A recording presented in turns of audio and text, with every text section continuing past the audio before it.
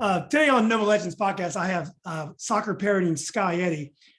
Skye played for soccer for South Lakes, played goalie, I believe class of 1990. Skye, not to tell all your business here. Well, two things. One, I went to Herndon. I'm sorry, Herndon. I was a class of 89. Okay, 89. Class of 89. She played soccer at UMass, a big powerhouse at the time, and also George Mason, another big powerhouse. She played a little bit of a pro soccer overseas in Italy, and she's coached and been involved in soccer administration down in Richmond. She has a successful real estate business, and what we're going to talk about today is she also consults with soccer parents. So anyway, welcome, Skye. Thanks so much. I really appreciate you having me. I'm looking forward to this. Yeah, well, thanks for doing it again. So if you can indulge me for a minute or two, I wanted to tell you my soccer parent journey, because I know a lot of people see the soccer parent thing and what is this all about? But you know, anyone who has a travel soccer player knows all about it. But so my son plays over here for Yorktown, and this is his last soccer experience. I mean, they're playing in the in districts, and you know, his club is wrapping up as well. But it's been a long journey. Yeah. And so he grew up in Arlington, and I played basketball. I didn't play soccer, didn't know much about it. And I'm sure anyway, it wasn't near as serious as it is now. Anyways, we'll get into, but in Arlington, your social circle, in terms of your, the parents that you hang out with in your kids' school, it's almost determined by your first child's soccer team. Because in Arlington, you have your house team is set up by your homeroom in your class, and you keep that team throughout. And then some of the kids end up playing travel, and that's another elite type of designation, would also elevate you in a different social stratosphere. But anyway, my son was a very weak player at the beginning. He didn't want anything to do with it, and which is normal for kids who don't have strong personalities when they're 5 or 6 years old. But you know, I was an athlete, so I'm like, this is unbelievable. I got to do something about that.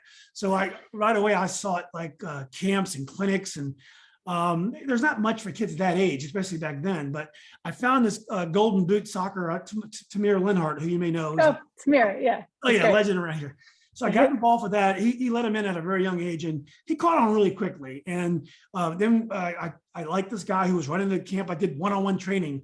Back then, that was just getting started. Now everyone does one-on-one training, but back then we go to a field. We were the only ones doing such a thing.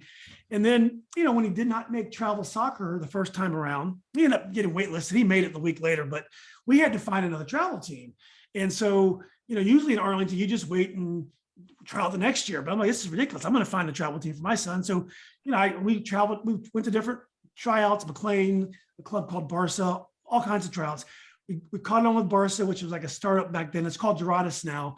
And it was an amazing experience. And he ended up playing with Joga, which was more of an elite travel team, went overseas. And so he got great experiences. But as a travel parent, you know, I was a team manager. You know, I was always trying to find out which team fits his style of play. I was never going to be satisfied being on the third or fourth team at a great club. I was going to find a team for him. So, and as you know, once a parent is that invested, we're not just dropping them off at the club down the street. We're traveling 35 minutes to the club that fits him. You know, your parents involved too. And then not only that, you're counseling them on ways to get better, maybe if you're supposed to, or maybe you're supposed to say, oh, I love you no matter what happens. But then you find out later on, you know, all this, it's very difficult for anyone but the elite players to play in college now, unless you're willing to make sacrifices on where you want to go to school. If soccer is that important, you can find a Division III program for you somewhere. But anyway, that's been my soccer parent journey. And people used to call me the soccer whisperer, because I knew people would come to me for all the answers, because Chandler, my son, has done all these different experiences. And it's been great. Anyway, that's kind of my journey. And I'm sure you talk to parents like me. And am I the kind of parent that you counsel, yeah, I mean, I work with soccer parenting. I work with a lot of parents. We do a lot of work with coaches. Foundationally, what we're trying to do with soccer parenting is establish trust. And so we're working to change the soccer culture. A lot of that involves parent education and supporting parents. You know, I think that a lot of parents have a lot of stress about their child and their experience. The child doesn't make the team. And, like you did, like, okay, what do we do now? And like in full gear, full motion, full parent mode, trying to find the best environment for your child. So yeah, we do a lot of support and education around that. I certainly get a lot of requests for one-on-one mentoring during tryout seasons, and as parents are trying to navigate through that. But big picture, what we're doing at Soccer Parenting is educating parents. Absolutely, we have an education platform for you soccer parents related to the body, the mind, the game, the coach-club relationship, parenting, whatever that next level might be for your child. So we push out education related to all of that. And I do a lot of coach education related to emotional intelligence, relationship building, establishing trust, parent engagement practices, those types of things, so that we're really making youth soccer better in terms of improving the youth culture. Now, do a lot of clubs have a person like yourself on staff, and their job is to do internally what you're doing as a consultant? Because I'm sure all clubs know that this is a challenge that they have to address. Yeah, I mean, if there's one thing that I can say that I know for sure after growing up in the game in Northern Virginia and being pretty up to speed with what's going on in Northern Virginia now, is that our leadership has improved. And so, whereas there might not be somebody specifically in play at a club to focus on community building, but there's likely within the structures that you all have in Northern Virginia, because all around the country is so different. Like what's going on in Louisiana is much different than what's going on in Virginia, is much different than what's going on in Wisconsin right now within the youth game. But that being said, I do think that there's a general movement across all youth sport, because I do work, across sport, is a general movement to come back to community, come back to establishing a stronger sense of community. And that's something that our quality leaders that are working at well-supported and organized clubs are seeking information, seeking best practices around that. So that's been exciting to see.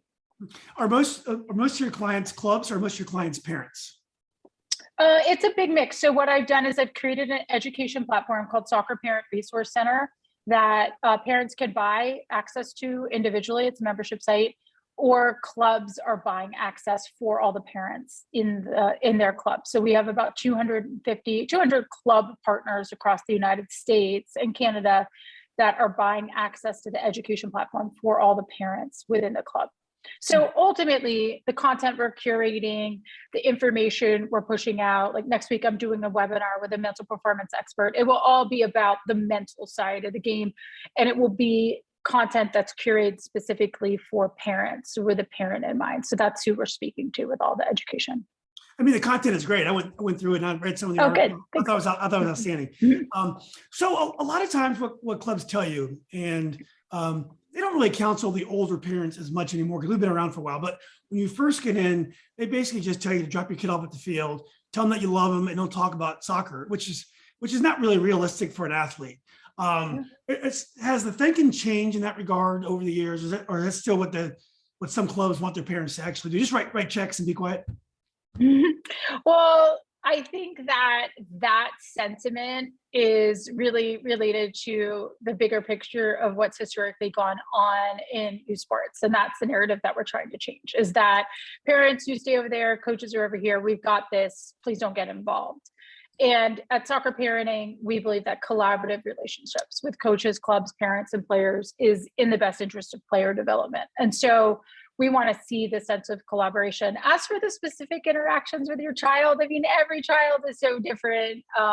And you're coming to this perspective as a former athlete and working and supporting your child. So you bring that history into your relationship with your child, as did I with my kids coming up in the game. Some parents not having those experiences really don't know where to start, really aren't clear on how to best support their child. So I do think that the most important decision we make as sports parents is deciding on the playing environment in which our children participates. And so making sure that our children are around coaches that we trust, that are holistically meeting the needs of the athlete that are in front of them. And I do think that when my children, my daughter, who is a high performance level, my son more recreationally, but as both of my children were in environments in which those needs were being met, I really didn't need to get involved. And ideally, what I want to do is be there to love, support my child, to enjoy their experience with them, to be in the moment with them in the appropriate ways, instead of trying to navigate the experience from more of a like manager standpoint. So ideally, we find environments that we trust for our children, and we can enable them and our children to be sort of empowered to find some autonomy there and not have to sort of micromanage. But when you're not in an environment that you trust and it's not the right situation, that is always a challenge. Yeah. Generally, do athletes and coaches themselves make better soccer parents than non-coaches, non-athletes? You know, I started soccer parenting because I thought being a soccer parent would be easy. I'm a former collegiate All-American, professional player, my B license. I'm coaching with our national team programs. Like, I coach collegiately. I was like, I am going to be the best soccer parent ever. This is going to be so easy for me. And it was really, really hard. And the reason why it was hard is because my daughter, who's the oldest, is not like me mentally at all. So it was a big challenge for me. And so I started soccer parenting for a variety of reasons. But now in retrospect, I can look back and see my daughter thriving and how happy she is and how much she loves the game. And so she's in a really good place right now. I can look back and I can say, I also started soccer parenting because I was personally really struggling.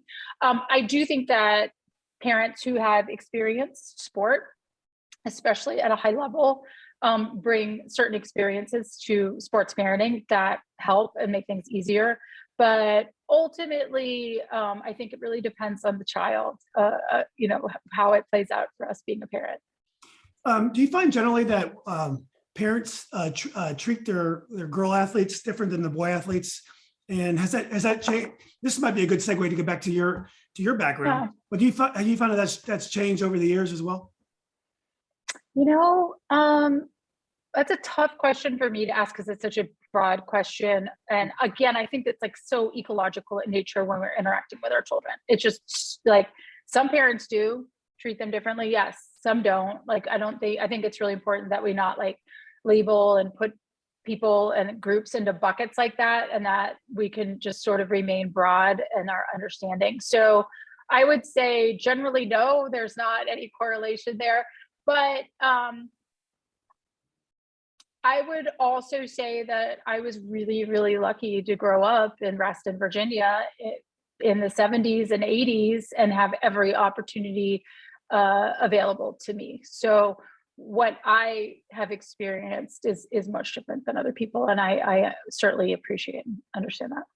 Yeah. Well, getting back to Reston and I guess also Herndon, It is an amazing soccer area, particularly for girls soccer. It was, I mean, if you try to list the number of great players from that area, and coaches like Julie Cunningham, Mia Hamm, Jill Ellis, Kim Crabb. I mean, you could just go on endlessly. And it was probably the area of the country that produced the most soccer stars. I think Long Island and North Jersey were also very competitive for girls. But my sister was an elite soccer player, so I knew a little bit about that. I remember when we'd have random girls from different clubs from Long Island stay with us for travel time, things that we would never do. But I grew up in that environment, and so I knew what it was about. My parents were tough on my sister too. They had high expectations for her sports, just like they were for me, and probably they were tougher for her because she was better than I was.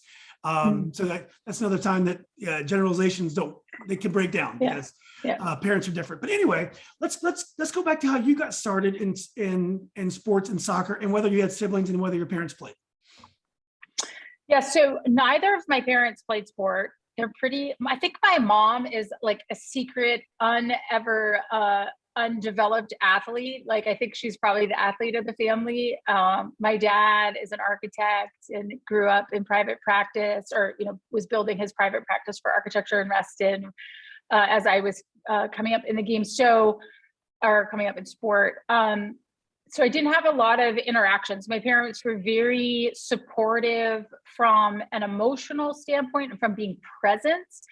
But they never tried to give me any advice or anything. I sort of was just running the ship as far as that was concerned personally. But I did grow up with an older brother, Shane, who undeniably is the best athlete of the family. He was a gymnast, competed at William and Mary, played soccer really competitively until my parents made him give it up for gymnastics, which he still is mad at them to this day about.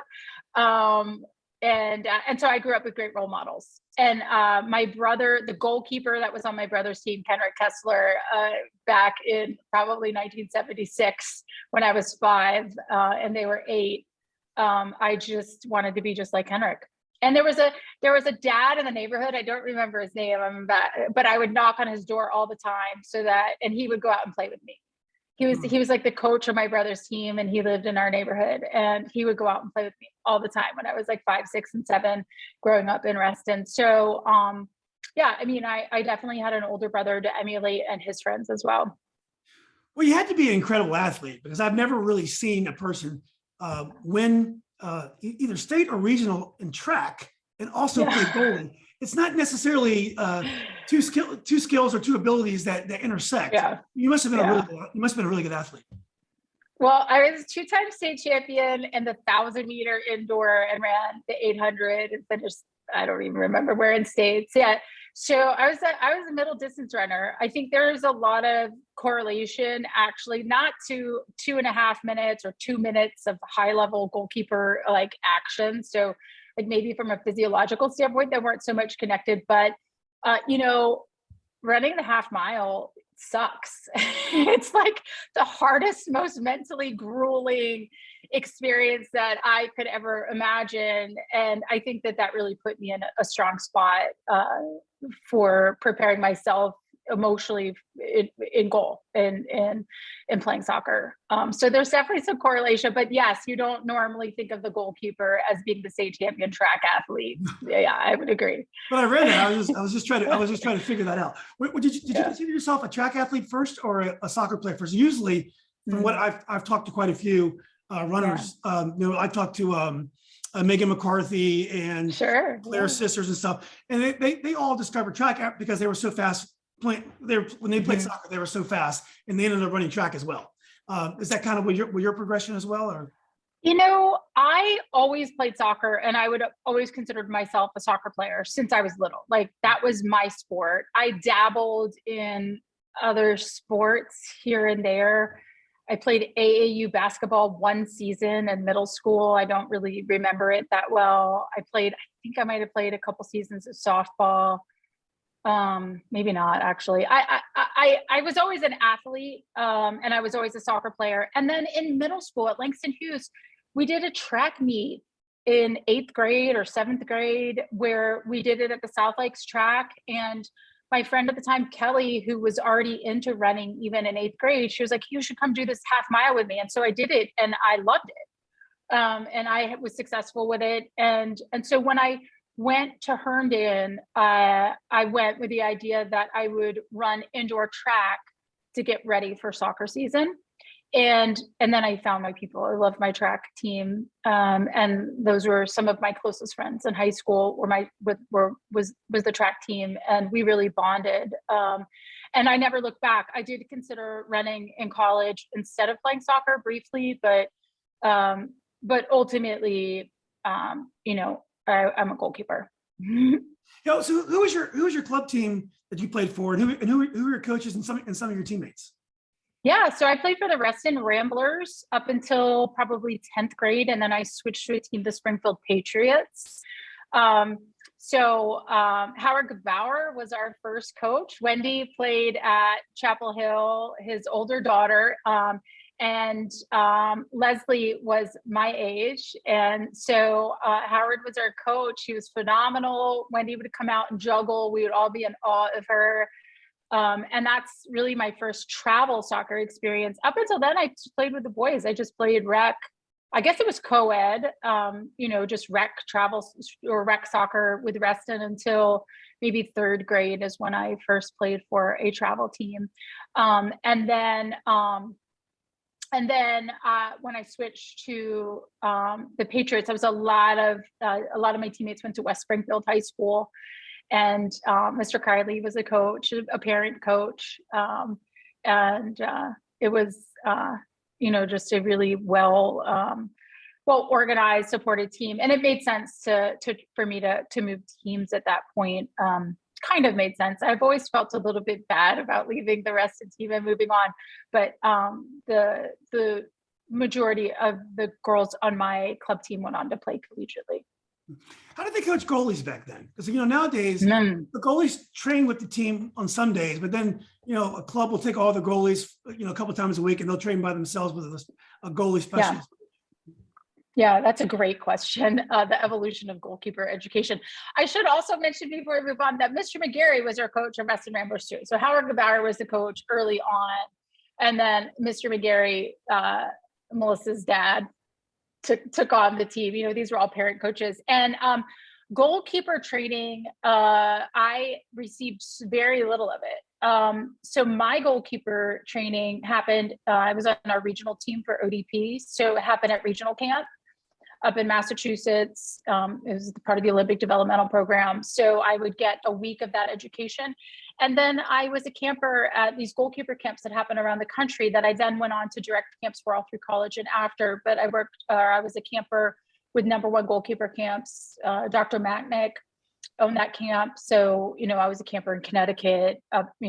These were like week-long camps. The only goalkeeper education that I ever really did that I remember doing young was with Jill's dad.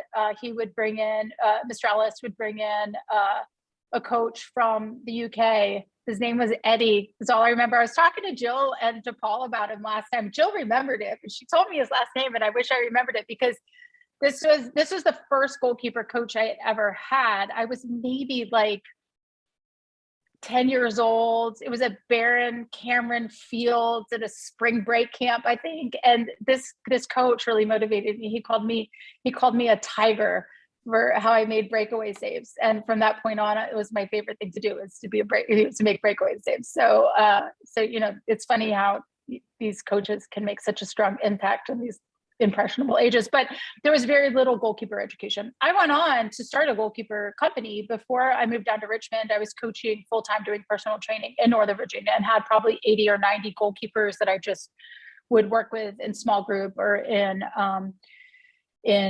individual sessions, similar to Tamir with your son, probably. That's when all of this personal training stuff really started taking off. But we just picked things up through camps, and then we're able to process and try them throughout the year. And then we'd go back to camps and have these educators working with us. Do you wish that when you played that the goalie couldn't pick the ball up on passes back, so you had to play at your feet more? If you watch old video of soccer, they pass the ball back to goalie a lot because the goalie can pick it up. And nowadays, go ahead, I'm sorry. That law changed in 1993, my senior year of college. And so the back pass rule coming into play really changed. But I was at a distinct advantage because I played, like for high school, I actually played as a center midfielder. I didn't play in goal for the high school. And I played a lot on the field, and I loved being a field player. And so the back pass rule coming into play, which was a big transition for a lot of goalkeepers. For me, it was something that I was really comfortable with. It's hard to say, do I wish? I mean, the games I think certainly improved since FIFA changed the law and changed the back pass, but it was something that just sort of happened, over time. Why did you end up going to Herndon? Because you went to Langston Hughes, which is near South Lake. Yeah. There was a pocket of about 5 or 6 years that kids that lived in Lake Anne went to Herndon. Yeah, so I grew up in Reston, and then I think shortly after I graduated, they switched there's a train going by. Shortly after I graduated, they switched the boundaries, and so everyone from Lake Anne went back to South Lake. So it was just this weird pocket of maybe 5 or 6 years where we all went to Herndon.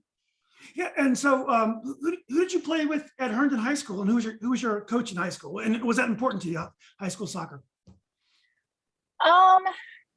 So Mr. Coughlin was the coach. He was a football coach.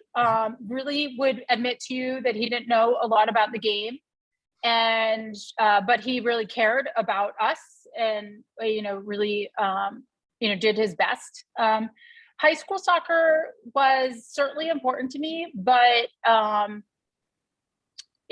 and I have, had some great friendships there, and I loved, playing with my teammates. But I would say in high school, if you talk to people that I went to high school with, they would remember me as a track athlete, not as a soccer. So most of the soccer that I was doing was with the Olympic Developmental Program, the UDP program, or youth national team programs, and with obviously my club teams. Yeah. Did you ever consider not playing high school soccer and just doing track in the spring? I did both. Oh, you did both. Okay. So yeah, I'm like a 4, 8, 12. I think I have 14 high school letters. Wow. That's yeah. Yeah. Because I did cross country, indoor, outdoor track, and soccer for 3 years. And then I didn't do cross country my senior year. I didn't do spring track my senior year. Who was your track coach in high school? Was he an important mentor? He or she an important mentor to you? Yeah. Oh, thank you for adding in the she. That's good. It was a male though. Mr. Dobson was the coach that I look back. In fact, Mr. Dobson was probably my best friend in high school. He was phenomenal. He was my track coach. Mr. Mahoney was our cross country coach. Mr. Oliver, I worked with too. I did a lot of field events in spring track. One year they decided that I would do a lot of field events. So I did discus and shot put and triple jump and high jump, I think too, and 300 hurdles, and then the half mile and the mile. And so I worked a lot with Mr. Oliver that year. He was also my Spanish teacher. Mr. Dobson was phenomenal. He gave so much trust. So because I played high school soccer, we were also playing club soccer. So I would get in the spring, I would get to school at 6 a.m. and do my track workouts in the morning before school. And then I go to school, and then I go to high school soccer, and then I go to Springfield to club soccer because we had lights on our field for Springfield. So it was insane. You talk about loads and stuff for kids now. And I'm like, gosh, we were so much pressure. I mean, it was always something I wanted to do. It was never anything that was forced upon me, but it was a lot. And Mr. Dobson was there at 6 a.m. with me to be able to do my track workouts. And then some of my other teammates would show up so we could get some runs in, and they could do an early morning workout now and then. But yeah, he met me on the track every morning. Did you ever think about being a track coach yourself? Because track coaches, they do a lot of individual instruction. They spend a lot of time with their athletes. Whereas on team sports, you have most of your team there, and you're doing most of the drills with the whole team. Would that ever interest you, being a track coach? That's a great question. I think the mentality of a track athlete is phenomenal, and these are, just wonderful people. So I know I would love to interact with them. I do consider the work that I did, because I did so much goalkeeper training, which was one-on-one, and it was highly motivational. So maybe meeting the needs of athletes similarly as a goalkeeper versus, as an individual track athlete. So no, I've never really considered coaching at track. It's not, if I was teaching in a high school or something like that, I certainly would have done it. But yeah. So how and why did you decide to go to UMass? Yeah. So, I mean, as you know, you had Sue Montaigne on your podcast. Like, there was a big group of Northern Virginia kids that went and played at UMass for Bonda, who was the coach there at the time. And so there was a sort of pathway of Northern Virginia kids to UMass. UMass was at that point the second most winning team in the NCAA. In fact, they're still one of the top 5 or 6 teams, I believe, because of they had played in the national championship games, were one of the top collegiate programs at the time. So for me, it was one of the best historic soccer programs in the United States. So I was happy to go there. I also had offers to William & Mary and Colorado College. And then the year after I went to college, so many programs opened up and started new programs. Duke was just launching a team as I went. So there were so many more opportunities, but I really wanted to go to school in New England. I had spent my summers in Maine. My grandparents retired there. I went to camp up there. And so New England was really comfortable to me. And ultimately it made sense. I loved the Pioneer Valley, which is this part of Western Massachusetts where UMass is. It's beautiful, and it really spoke to me at that level. It wasn't a great soccer experience for me personally, ultimately at the end of the day, for a variety of reasons. But I did love Amherst, and I'm really happy. My degree's in sport management. It's one of the top sport management programs in the United States. So, I feel really well equipped educationally after being there. Was Holly Helmuth probably about your year? Mm-hmm. Yeah, so she and I were roommates. We were teammates in Springfield, and then we were roommates in college. Yep. Oh, okay, awesome. Yeah. So Mm-hmm. at UMass, and hopefully you're fine to talk about it. You had the best experience with your soccer. I understand your coach was not Bonda, but it was Jim Rudy. You reminded me of that before we started. What was the relationship with you and Coach Rudy, and what did you learn from him, and what were some of the breakdowns that caused you not to have the best experience? Yeah, for sure. I mean, there's so many, I look back on that time, and there were so many factors that played into my college experience. So I wouldn't say that it was Coach Rudy's fault. I wouldn't say it was this teammate's fault. I wouldn't say it was this it was just a really hard time for me. And, especially now we're seeing so many athletes and having identity issues and struggles in their career. And I was just right in the middle of that. I went to college full of confidence. I was All-American in high school for soccer, state champion track athlete. There's an award at Herndon at the time, like the Skye Eddy Award. Like everything seems so perfect. And then I got to college and I really, really struggled, not so much with identity, but, Jim Rudy and I just did not get along. I have a strong personality and he pushed back and we battled. And I ultimately will just say that I think he was going through a lot of personal struggles at the time. And he didn't support me like I wish he had. I do best in environments in which my coaches care about me and where I feel valued as a human being and I am treated well. And obviously I would say most athletes do. Some athletes can mask that and work through it a little bit more, but I was in a really vulnerable place emotionally and I needed somebody to care about me. And unfortunately he didn't. He didn't. He was preoccupied with other things, and so it was just a struggle. Obviously, I went in thinking I'd be the starting goalkeeper, and I played, I think, over half the games my freshman year. But there was a senior goalkeeper who had never played, Mary, also from Northern Virginia. She's from Sterling, and the seniors really wanted her to be in goal. And, there was a lot of dynamics between how they treated me. And I just, like I said, I just really emotionally struggled through that transition, and continued to struggle, actually. Thought of transferring. I didn't. And then Brianna Scurvy came in my sophomore year. So Bri was a goalkeeper for the 99 Women's World Cup team, one of the most decorated goalkeepers in U.S. soccer history. And she was the goalkeeper that was recruited the year after me. And so she and I played every other game in goal. It was a huge battle. It was an emotional toll. I would go back to my dorm room crying. And I'm sure Bri was like, didn't even care about it because she's just so freaking emotionally strong and wonderful as far as all of that's concerned. And I just had a lot to learn, which thankfully I did. It is a good end to this story. And actually, randomly, what prompted the shift was that I played basketball at UMass for a season. And I just got out of this world and I just put myself and inserted myself amongst a different group of people. And those people kind of like brought me back to myself, if you will. That sounds so dramatic, but they did. And then from there, I transferred and played and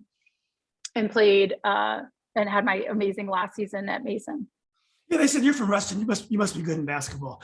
I literally did not know the rules to basketball. I was like, my teammates still hate me now because I made them run so many suicides at the end of practice because I could never hit a foul shot.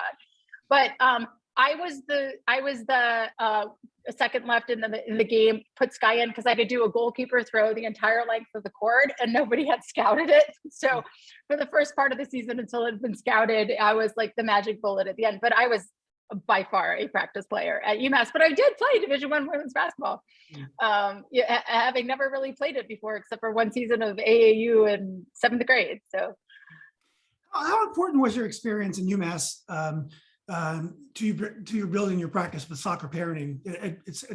I mean, I know a lot of the things that you deal with are probably younger players and not necessarily college players, but I'm sure a lot of the struggle you went through can also happen to high school players. Oh yeah. I mean, I think that, we entrust our children. You do this every day with your son. Like you're entrusting his emotional well-being to these adults who are coaches. And, I don't think it's supposed to be easy. I don't think that people are supposed to, enable kids by making things too easy for them. Don't get me wrong, but I would say that if there's one thing I'm so proud of my daughter for, is that she's been very clear on when she made her decision of where to play in college. She was really clear that she wanted to find a coach that she really felt a strong connection to and who cared a lot about her. And so I've seen her thrive in college. I think that the work that I do on emotional intelligence and coaching and working with coaches on building these skills of self-awareness and self-reflection and self-management and then team management ultimately, this is some of my most exciting work that I feel really called to do, that I learned from some amazing mentors of mine that I later worked with and played for, who, just so grateful for the amazing coaches that have been in my life over the years. And so absolutely, it layers in strongly to the work that I'm doing at Soccer Parenting when it comes to, like I said to you earlier, like our most important decision as parents is the environment in which our children are playing and making sure that it meets their needs physically, mentally, on a variety of levels. So yeah, absolutely, it plays in strong. Skye, just so I'm clear, you mentioned self-awareness and self-reflection. Were you talking about from the coach's point of view, or are you talking about from the player's point of view? From a coach. Yeah. I mean, well, it all plays in, but a lot of the Soccer Parenting company obviously is educating parents, but what I'm really doing is educating coaches. I spend more of my time one-on-one or in Zoom education sessions or going around the country doing speaking events to coaches instead of parents. And the work that I'm doing with coaches is all about holistically meeting the needs of players and emotional intelligence and those types of things. Okay. So you transferred to George Mason. Did you graduate from UMass already and you had a fifth year to do grad work, or were you transferred during your undergrad years? It's such a crazy story, Julian. This would never be allowed at NCAA anymore. This was, I think, literally, I went to preseason at UMass, and I'll tell you the whole story. I mean, so the year before, I had played basketball and I went back and played a season, and Brian and I were playing every other game and goal. And we got towards the end of the season and the team had a couple of injuries. And so Coach Rudy asked me to play on the field for the end of the season. And at this point, Brian and I were battling it out within the national team program. And I really didn't want to make it seem like she won and I didn't. And so I, of course, was happy to play on the field to support the team. And it was great. I loved playing on the field. But I did ask that, Coach Rudy would talk to our national team coaches at that time, make sure that, it was clear what was happening. And anyway, so I went back to preseason for what would have been my fifth year. I had redshirted my junior year with a muscle injury. And so I went back for what would be my fifth year. And during preseason, well, it's crazy. I ruptured my bursa. So I was in the hospital during preseason for a couple of days, but then got out of the hospital. Was like, okay, I can either play on the field for 5 days just to keep up with the team and keep connected, or I can't play in goal. And he was like, well, there's no place for you on the field this year. Like, he was just really rude to me. And I just took my power back in that moment. And I actually quit the team right in the middle of preseason on the field and just walked away. And as horrible as that is from a standpoint of an athlete and being a teammate and, you know, not being so self-focused, I see the bad there. It was actually a long time coming, and it was a great moment of transformation for me. And so I started making phone calls, and I had an offer to go down to Florida and play. I had an offer to go into a school in Connecticut, Division III school, where Dr. Macknick was coaching, to play. And then Mason, Jack Sakala, had been my regional team coach, and I reached out to him for advice, and he's like, we have a scholarship. We need a goalkeeper. Can you be here tomorrow? So I packed my car in a day before classes started at Mason, and had classes already started at Mason that I wouldn't have been able to transfer. But I literally did preseason at UMass and then played at Mason. And that year we made it to the national championship game. I was a first team All-American. I was MVP of the Final Four, and UMass lost in the semifinals. We lost in the finals. So it was quite a NCAA story, with potentially Brian and I playing each other in the final, which didn't ultimately happen, but it was a great season. Was Hank Loing the coach there? Was he the head coach? No, that was after Hank. Jack Sakala was the coach. He's the coach. Okay. I know he was on the recruiting. I didn't know if he was the head coach there or not. Yeah. Yeah, no. So Jack was the head coach, and Paul Ellis was his assistant. So it was great to work with Paul and you know, be a part of that Mason history. Yeah.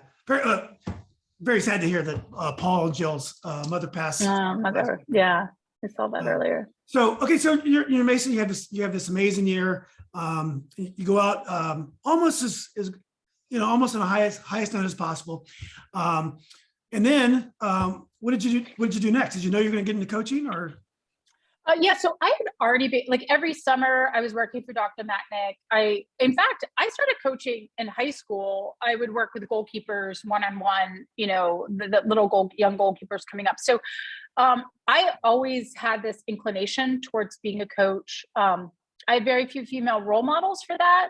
But, you know, so at Dr. Macknick's camp, I was his first female staff member. I was his first female director, and always aspired to that. I graduated college already with one of my coaching licenses that I got at UMass as a part of a class. So I basically graduated with, I think, my D coaching license. And so, yes, I wanted to do that, but I really wanted to play. And so I was about to sign for a team in Japan. They had a great J League happening in Japan in 1994 when I graduated.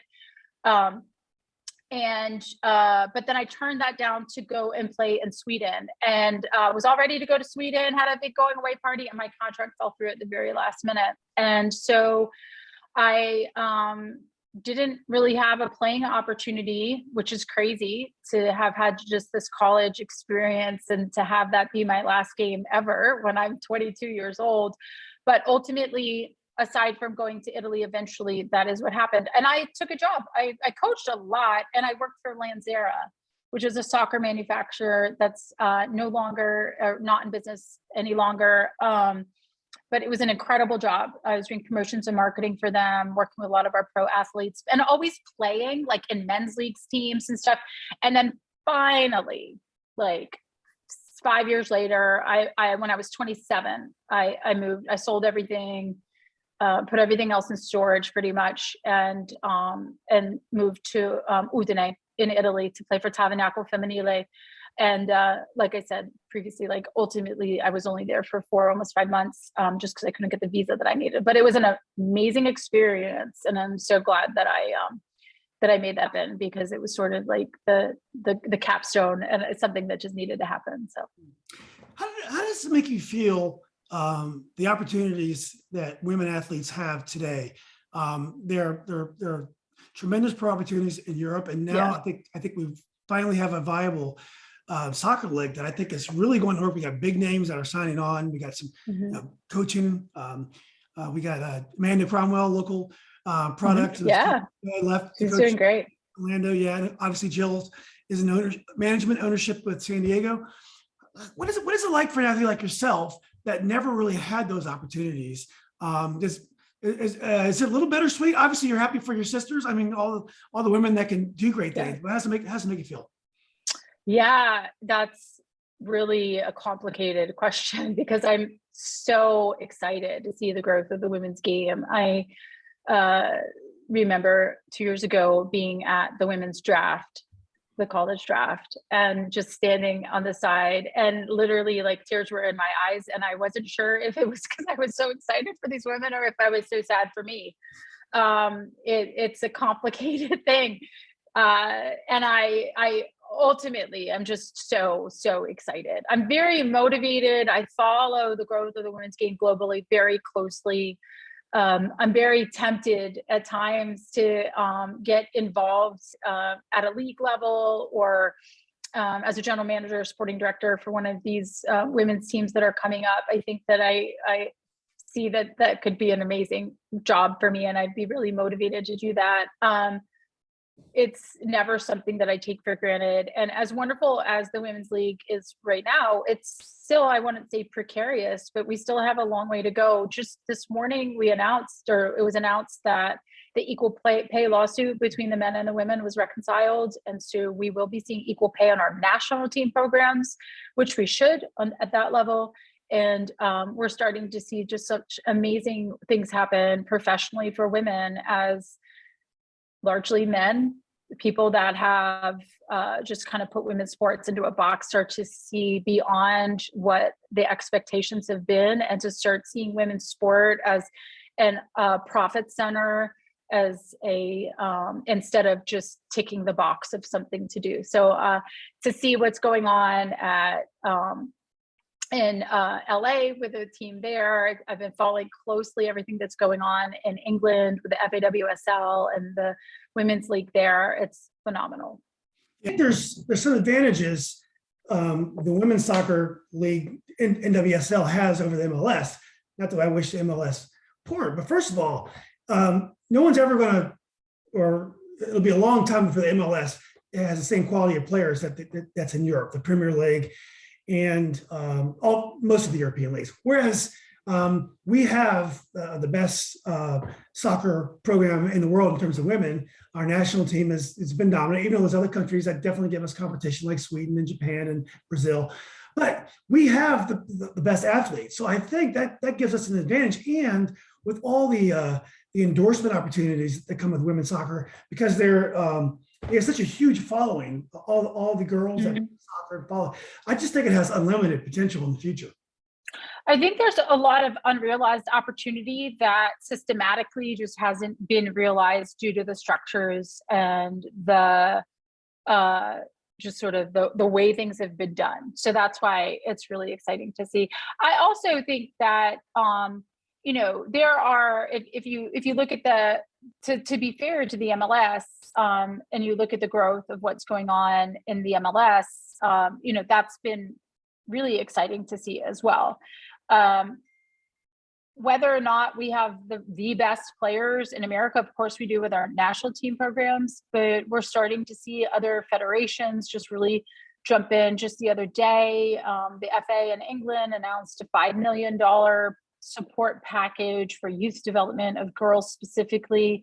So there's some other countries that are quickly catching up. And if you look at the level of professionalism for the league in England in terms of the playing environments, the locker rooms, the TV support, the fields in which they're playing, the stadiums, the capacity of the stadiums, like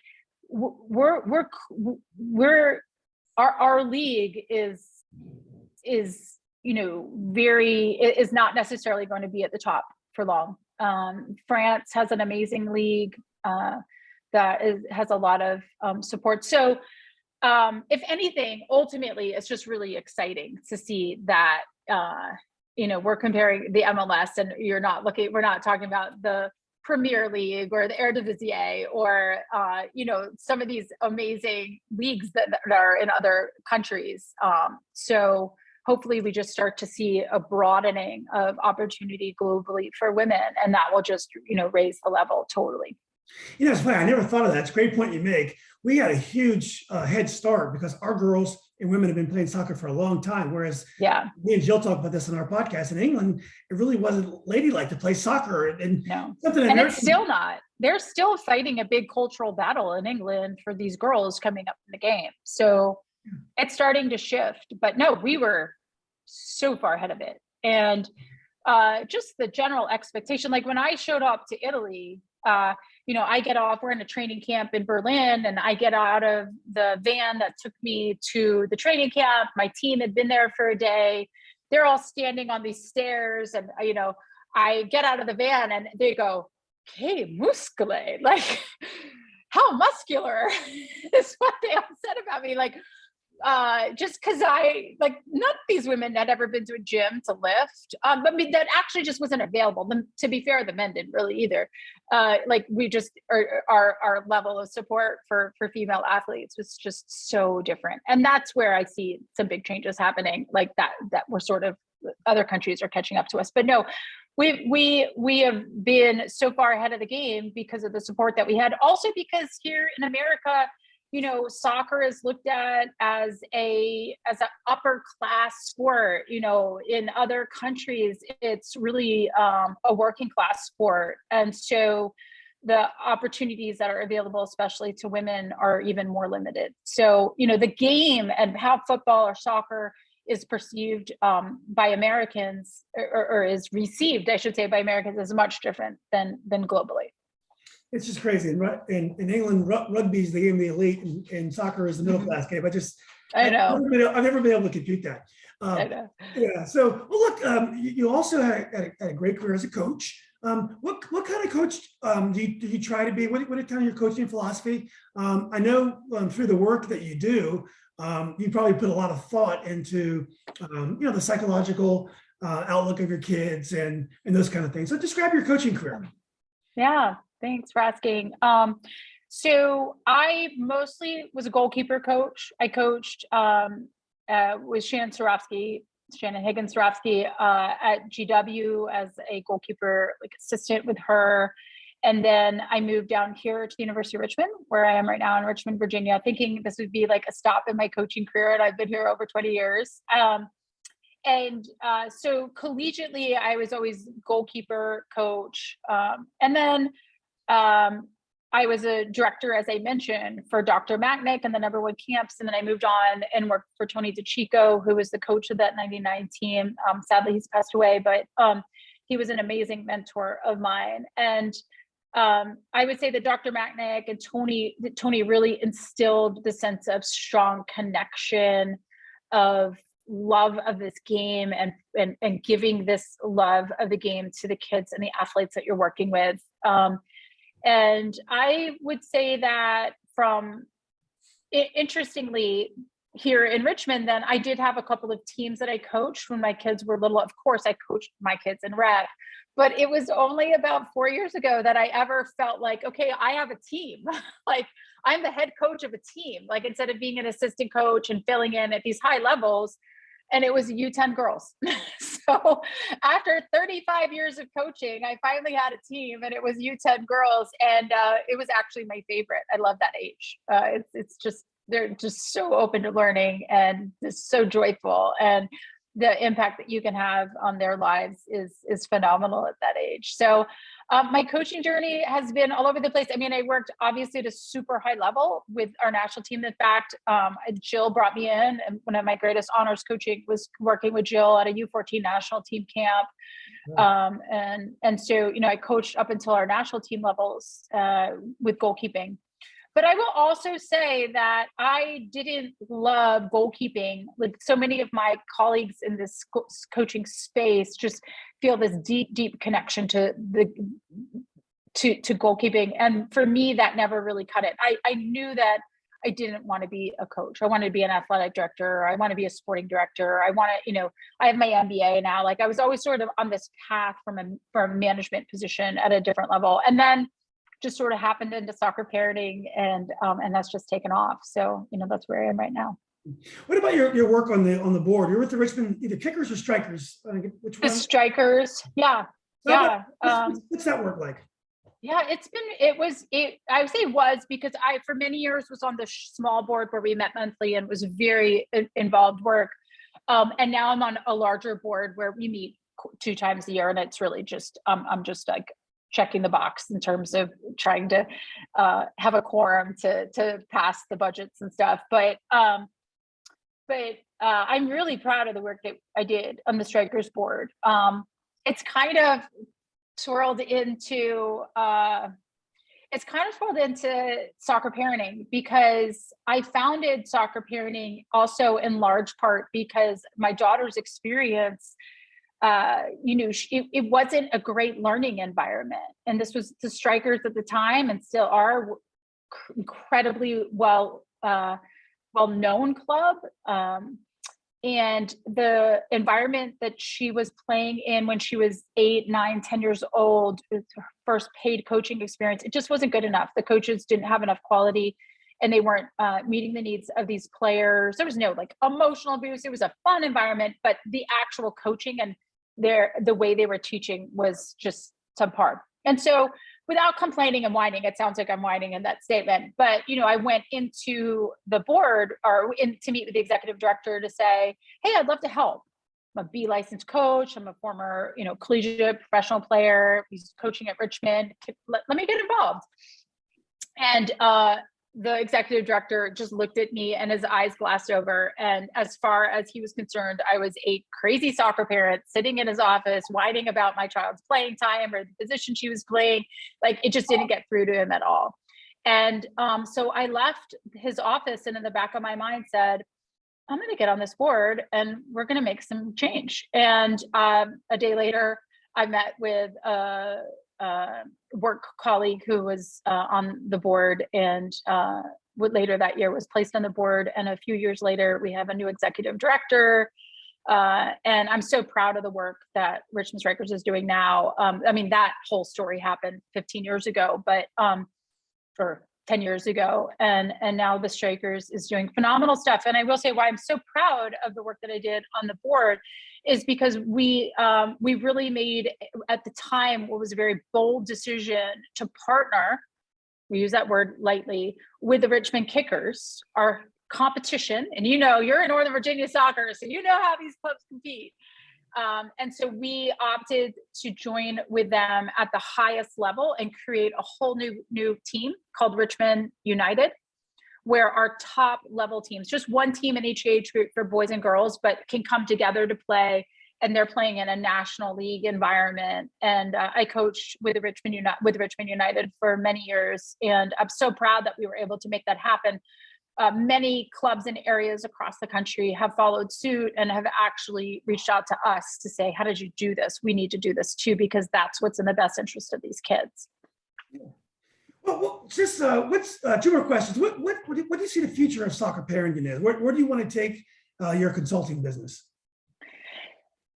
So we started a program last year called the Sideline Project, and that's really taking off. We're going to bring the Sideline Project across all sport this year. The impact that it's having on sideline behavior, whether it be from spectators or whether it be from coaches.